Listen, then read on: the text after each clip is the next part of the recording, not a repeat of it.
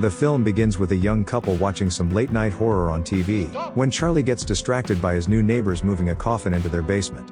His girlfriend Amy starts losing interest and decides to leave, so Charley follows her downstairs where his mother Judy's watching a report on a body found nearby with the perp still at large. Charley again gets distracted by the stranger forgetting to stop Amy as she storms out dissatisfied.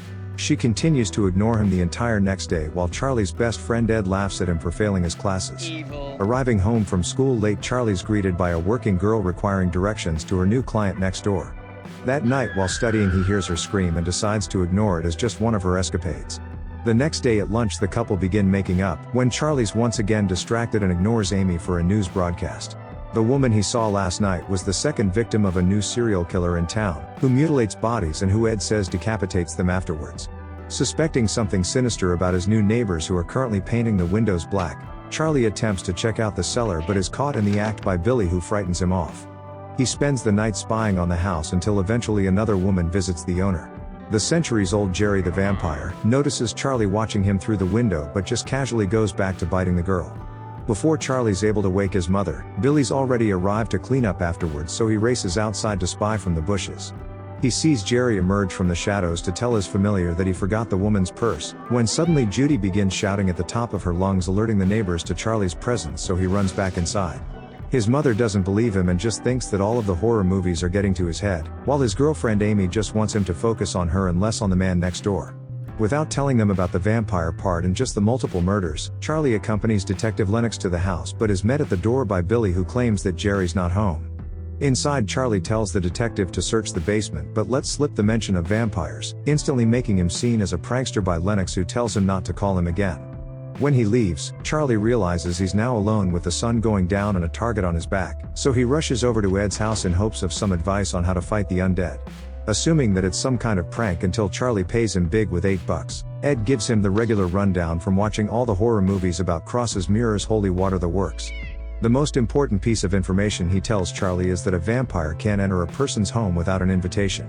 So that night Charley gets home and prepares himself to stay inside for the duration, but finds Jerry in his living room having been invited in by Judy. He acts friendly in front of her as he's clearly wanting to keep his presence in the town a secret, but could kill them both in a heartbeat and now has an invite to return any night he pleases. That night the terrified teen hears a noise downstairs and goes to check it out with a cross for protection. But the creature of the night enters from the second floor and waits inside Charley's bedroom for him to return. When he does, Jerry emerges and knocks Charley's cross away like it's nothing.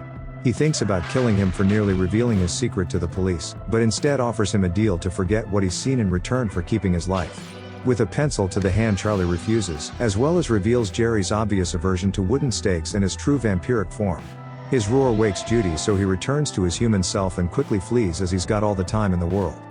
After Jerry destroys Charley's car, he calls him and threatens to return tomorrow while watching him through the window.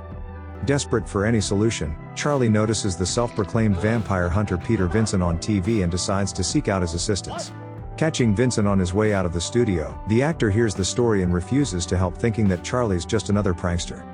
That day Charley decides to stay home, and is found by Amy and Ed whittling down stakes in his room guarded by crosses. He plans to kill Jerry today while the sun's still up, before the vampire can awake and do the same to him like he knows he will.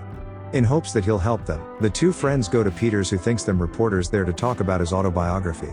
They tell him their friend believes vampires to be real, but he again refuses any assistance, until Amy offers him $500, which instantly changes his mind. Peter's been fired as the host of his television show and just received an eviction notice, so the failing actor's in desperate need of work. Ed comes up with the plan to put Jerry through a series of tests to prove that he's not really a vampire to Charley, which he only agrees to do after Vincent claims that the water will be just regular old tap water. The following night they all meet with Peter at the house, where he pretends that the bottle's filled with holy water to Charley. They're met at the front door and invited inside by Billy to run the test, where Vincent finally gets to meet Jerry, who remarks at how he found the actor's vampire films to be also very amusing. He takes a special attraction to Amy, as she bears a striking resemblance to an old painting of a woman he once knew. Vincent attempts to prove to Charley that Jerry's not a vampire by having him drink the fake holy water, and he obviously passes with flying colors. But Charley's not fooled and holds up a cross with faith that it'll work this time, but has it taken away by Peter, who's been there long enough and wants to leave. While checking his makeup on the way out, Peter's terrified to discover that Jerry casts no reflection in his mirror. He's scared to admit what he saw to Charley, then speeds off, abandoning them with no intention of ever returning. The three friends stick together for their own safety, but still not believing in vampires, Ed decides to take a shortcut alone down a dark alley. Unfortunately, the startled hunter dropped his mirror in Jerry's house, so when the vampire finds a shard of it, he believes that they're all onto him. He goes for the one separated from the others first, and after slowly walking through alleys, he corners Ed in a dead end. Instead of killing him, Jerry offers Ed the choice to become a vampire, which he accepts.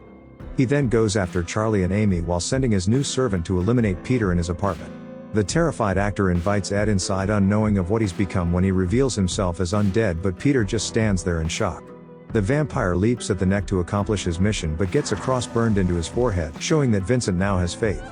Evil Ed begins to cry in pain and promises that his master will return to finish the job, before throwing himself out a window. Jerry continues to do his slow chase on the other two, taunting them at every corner until they finally take shelter in a crowded nightclub. The vampire doesn't care and pursues them inside, where he slowly hypnotizes Amy over to him while Charley's on the phone to Peter. Entranced, she begins to dance with Jerry while basically waiting to be bitten by him right then and there. Charley interjects with a punch, but he catches it, then demands he bring Peter to his house alone or he'll never see his girlfriend again. Jerry then causes chaos by killing a security guard and throwing another across the dance floor, then disappears into the resulting stampede with another man's girl. He puts her in a dress and continues to seduce her until she eventually gives in, letting him bite her and becoming his vampire bride. Charley runs back to Peter for his help, but he's not falling for it again and tests him with a crucifix before inviting him inside. He's packing his things ready to leave town and is denied telling the cops, as Charley already tried that. Charley attempts to persuade him to help rescue Amy before the night's over, but he's terrified and refuses to assist. But later, when Charley approaches the creepy house by himself, Peter suddenly appears, having found his courage and ready to do business. He's brought a bag full of gear to kill the vampire and a revolver for the human should he F around. They go inside and are instantly locked in, as Jerry's been waiting for them to arrive and greets them on the stairs. He welcomes the two to Fright Night for real, which is the name of Peter's show, then laughs at him when he produces a cross. His faith's too weak, but Charley's isn't, as he forces the vampire back until Billy comes to his master's aid and knocks Charley silly. A terrified Vincent flees to Charley's but finds the phone line cut and Judy working late, as Ed waits in her bed with a convincing wig. Looking worse than ever, he chases Vincent into the hallway before transforming into a wolf. When he leaps at Peter, the Slayer defends himself with a broken leg of the table, sending Wolf Ed plummeting off the balcony. In a slow practical effect, Ed morphs into a beastly half-wolf man creature as Peter begins to feel sorry for the kid, then he eventually turns back into his human form, where he dies and the burn fades away. After locating his courage again, Peter walks back to Jerry's house, which is looking particularly spooky tonight. Inside, Charley's delivered to his girlfriend and left a stake with the choice to either kill Amy or risk being killed when she fully turns. Peter sneaks back through the house undetected until locating the room holding Charley prisoner. When he breaks in, Jerry and Billy are shown in the basement, just assuming the noise is Amy's transformation. But as the hunters come up with a plan to kill Jerry in hopes of saving Amy, the vampire senses a visitor. Billy cuts them off on the stairs, and since he doesn't get out of the way, Peter point blanks him in the head. Using the cross, Charley keeps Jerry at bay when Billy rises and continues advancing towards them. Peter spins around and begins firing repeatedly, but Jerry's day walking familiar's a ghoul requiring a wooden stake through the heart just like a vampire. He then melts into a beautiful display of green goo and eventually into dust and collapses. Stalking the two hunters from outside the house, Jerry finally orders Amy to awake a vampire and kill the intruders. Vincent's able to keep her at bay with his faith and locks her away until they can deal with her master. The creature separates them by leading the overzealous Charley downstairs in pursuit of him, then crashes through the window upstairs, getting Peter alone. He thinks him still faithless, until the cross begins to have an effect and Peter's able to hold him back. Just then the dozens of clocks begin to ring as Jerry notices dawn's quickly approaching. The moment the sun touches him, Jerry turns into a giant bat and begins to attack Peter. In an attempt to pull him off, Charley's bitten, giving Peter time to put him in the beam of sunlight and send him screaming back to his coffin to recover. The two hunters follow him down and search the cellar for its location, but Charley finds Amy now completely turned and begins trying to seduce him. He holds her back with his cross, but the evil Amy startles him into dropping it and continues chasing him through the basement. Peter manages to find the hidden entrance to Jerry's coffin, but it's locked from the inside, requiring him to break his way in. Amy catches Charley and is just about to kill him, when Peter drives a wooden stake into Jerry just as he wakes up. The vampire rises from his coffin and pulls it out as it missed the heart, then leaps on his attacker but is held back by a beam of sunlight. The two hunters begin smashing all of the surrounding windows, filling the room with sunlight. Before Jerry can reach his coffin to recover, Peter locks it and Charley reveals a mirror, giving the vampire a final fatal dose of sunshine. He bursts into flames and begins deforming until finally exploding, while the hunters take cover along with Amy, who's now cured from his curse. Sometime later, and the haunted house is up for sale once again. Charley and Amy return to their regular dance while Peter's reintroduced as the show's host, though he's giving vampires a rest for a while and showcases a classic about invaders from outer space. Charley then gets a glimpse of two red eyes watching him from the now vacant house next door, but just brushes it off as deja vu and goes back to Amy. The eyes return as the unmistakable laugh of Ed begins, having somehow survived his master slaying and kept his evil state.